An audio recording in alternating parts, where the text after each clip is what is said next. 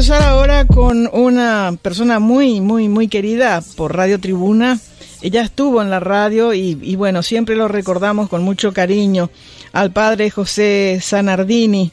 Buenas tardes, padre, ¿cómo le va? Gusto en saludarlo, bienvenido a Mundo Música y Noticias. Francisca y la gran audiencia de Radio Tribuna, es un honor para mí conversar con ustedes sobre el tema que nos están en nuestro corazón para todos, ¿verdad? Que son la cultura y los pueblos indígenas. Así que con mucho gusto estoy con ustedes. Gracias, padre, qué amable, qué amable. Háblenos de sus actividades, primero con el mundo y los pueblos indígenas, porque yo siempre digo que nuestros hermanos indígenas, nosotros parece que los colocamos en un mundo diferente. Sin embargo, ellos están tan cerca de nosotros y forman parte de nuestro núcleo familiar, porque un país, yo considero que un país, los habitantes de un país son como una gran familia, y los indígenas son nuestra familia. Así mismo, Francisca. Creo que realmente esa es la óptica y el sistema, el método con que debemos mirar a ello, con una mirada de ser nuestros ancestros, personas que han vivido este territorio antes que todos nosotros, que somos todos nosotros los migrantes, los que vinimos después. Eso era su territorio, era su mundo. Aquí están los huesos de sus antepasados de miles y miles de años. Entonces realmente hay una relación muy profunda que lastimosamente hoy hemos perdido ese sentido histórico del significado de los primeros pobladores de este continente, que son los pueblos indígenas. Y lo hemos invisibilizado. Y lo seguimos invisibilizando también a nivel público. Desconocemos sus tradiciones, su cultura, su conocimiento, sus lenguas. Imagínense, tenemos 20 lenguas indígenas. Qué riqueza todo eso desde el punto de vista cultural, de las cosmovisiones, de la literatura, aunque sea una literatura oral, la mitología, los conocimientos en el campo de la medicina, de la meteorología, mucho conocimiento en el campo de la medicina también. O sea, tienen grandes valores éticos también, relaciones con el mundo, con la naturaleza, con la ecología. Tienen mucho que enseñar, son maestros. Yo debo decir aquí a todos los que me están escuchando que yo, vine hace 45 años de Europa, del Paraguay, pasando por universidades y estudios importantes allá en universidad europea, pero no he aprendido lo esencial que he aprendido aquí con los pueblos indígenas. He aprendido tantas cosas, tanto conocimiento, tantos valores que no se aprende ni siquiera en las mejores universidades europeas. Y eso es muy significativo, porque para mí fue vivir con los pueblos indígenas, viví varios años y años ahí en las aldeas indígenas, tomando el agua del río, de los tacamares, viviendo en una choza hecha de palo de carandaí, con piso de tierra, sin agua corriente, sin energía eléctrica, pero aprendí cosas que no se aprenden en la sociedad urbana, y eso es muy importante. Se aprende lo esencial de la vida, que son los afectos, son las relaciones familiares, son la esencialidad, el no consumismo, la vida simple y la vida feliz sobre todo. Descubrir la alegría y la felicidad. Eso es muy importante. Nosotros aquí en la ciudad ya ni hablamos casi, corremos siempre de un compromiso para otro, ni siquiera nos saludamos ya en la calle porque estamos siempre apurados. El tiempo ya nos domina. Mientras que entre pueblos indígenas, ellos dominan el tiempo. Entonces se vive así. Y eso me parece un poquito, resumiendo todo, el espíritu que yo quise transmitir también en el libro que hemos presentado hace un par de días ahí en la Feria del Libro. Esa vida simple, alegre, esencial, solidaria y esencial, el esencialismo, buscar lo que es realmente esencial de la vida, porque el mundo consumista a veces nos embrolla todo, nos confunde, perdemos lo esencial, y que ellos están conservando, así que son maestros de vida, eso. Qué maravilla, padre, y de verdad, cuando yo era chica, mamá decía, venía un cacique a nuestra casa, y venía siempre y nos traía remedio yuyos, nos traían pajaritos que mamá le compraba, loritos y esas cosas que antes se podían comprar, creo que ahora eso ya está prohibido, bueno, acá por lo menos está, ¿verdad? Y bueno, y siempre cuando él venía, mamá decía, vengan a escucharle cuando habla y explica cómo vamos a cuidar este animalito. Y explicaba cómo teníamos que mantenerle al pajarillo con vida, saludable, y nos enseñaba como un gran maestro. Y nosotros quedábamos todos encantados. Y nos enseñaba cómo se preparaba el nido para el pajarito dentro de la jaulita, con esa característica tan especial de la naturaleza que ellos tienen. Y nos traían inclusive las jaulitas hechas con carandá, porque decía que el metal cuando se le pone a un animalito dentro, se calienta y eso le causa daño a la salud del animal. Entonces él traía ya la jaulita de carandá, sí, y nosotros corríamos cuando iba a llover porque nuestra jaulita era de carandá, si no se podía descomponer, y nos enseñó tanto, que después de un tiempo, cuando no vino más, nosotros le buscamos en el jardín botánico, porque en la parte abajo del jardín botánico tenían sus lugares de vivienda. Y fuimos a buscarlo porque nos dijeron que estaba enfermo y bueno, llegamos tarde, había sido que ya había fallecido, pero se había quedado el hijo en su reemplazo. Y así sucesivamente nosotros tuvimos contacto, mi familia, toda con nuestros hermanos indígenas, y apreciamos y valoramos todo lo que nos enseñó a nosotros. Yo hasta hoy aprendí, y cuando tengo problemas con un dolor en la rodilla, aprendí cómo se hace con la masilla, con la tierra roja. Todo eso aprendí de los indígenas. Y cada vez que voy a Paraguay, traigo en una bolsita. Y cuando me preguntan en la aduana qué es eso...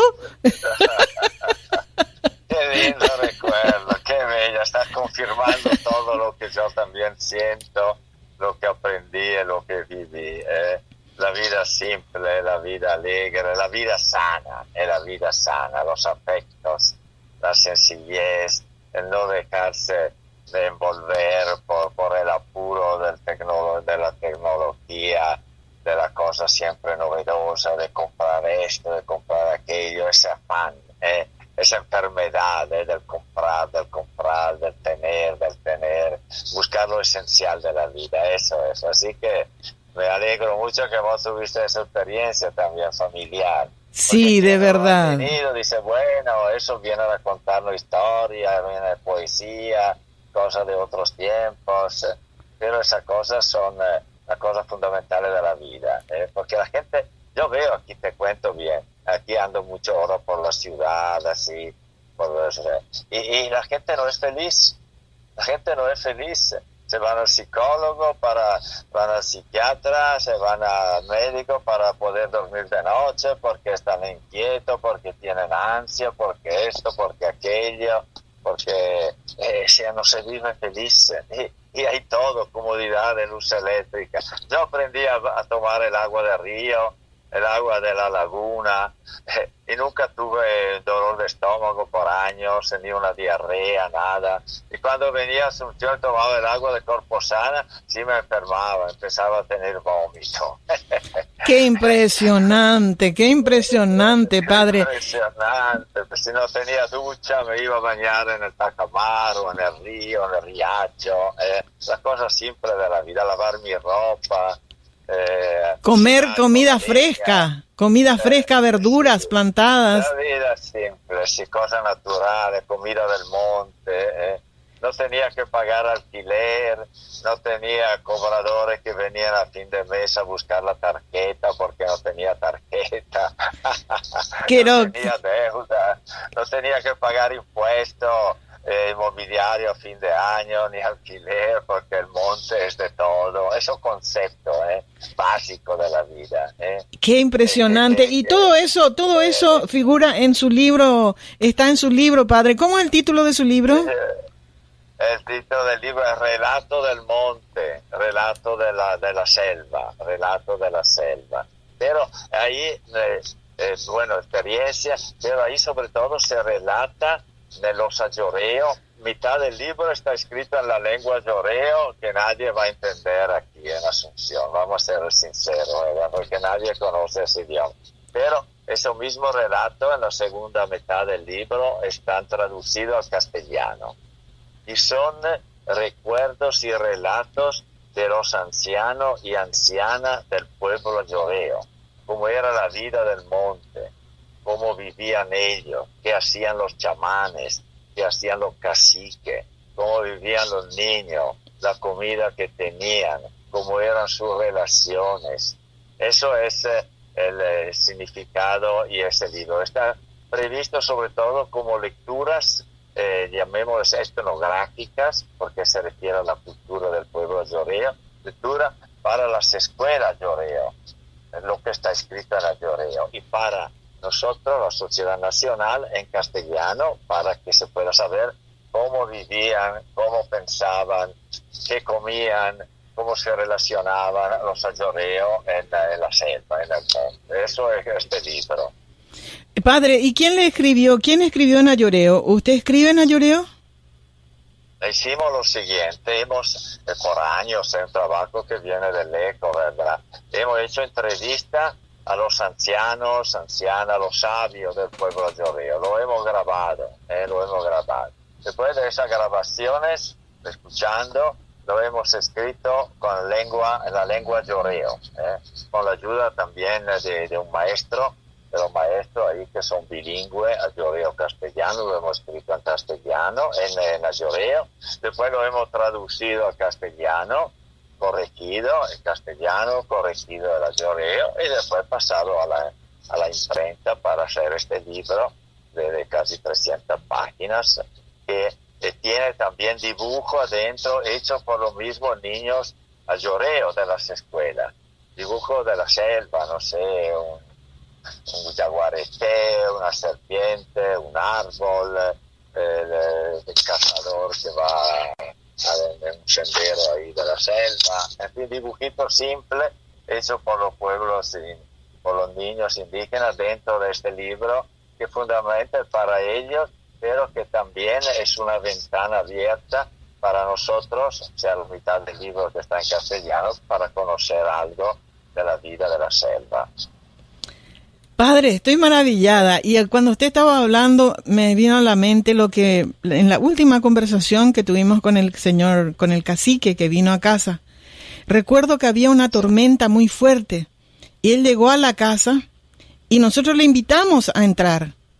Y él dijo, no, aquí les traigo agüerú PM poja partida que a tu janguaisha saco invierno un seitea, dijo, y trajo una bolsita llena de remedios. Y él se quedó en la lluvia.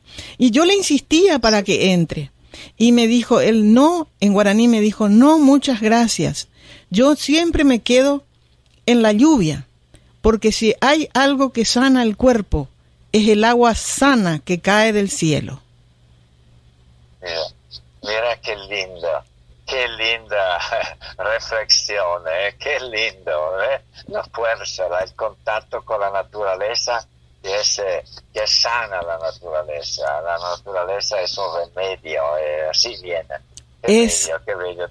Es maravilloso, y yo cada vez que me mojo, aquí en la ciudad, padre, cada vez que me mojo, digo, en vez de decir me voy a resfriar, siempre digo y me acuerdo del cacique Gregorio y decía, no, esta es agua de la naturaleza, no voy a resfriarme. Es un agua energética, es una energía. Así mismo, padre. ¡Qué maravilla! ¡Qué maravilla, padre! Le deseamos muchísimo éxito. Gracias, Francisca, por esa comunicación. Que realmente los audiencias que nos escuchan sientan que son pueblos ricos de energía, de vitalidad, y que son nuestro maestro. Eso es lo que yo quiero que yo siento y que quiero transmitir. Debemos escucharle a ellos, aprender de ellos y no considerarlo los últimos de la sociedad. Así mismo, eso, padre. Vamos, bien, podemos ver por esta comunicación. Padre, antes que se vaya, acá me están preguntando si su libro se puede comprar en Amazon.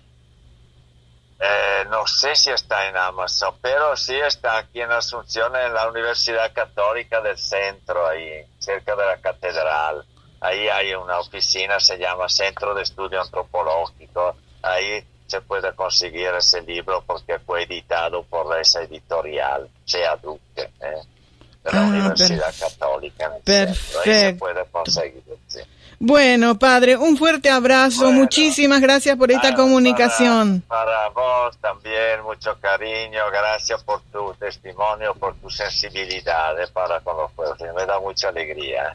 Gracias, padre. Un abrazo y feliz domingo mañana. Sí, cariño a toda la audiencia. Gracias, chao, padre. Chao, chao. Hasta luego.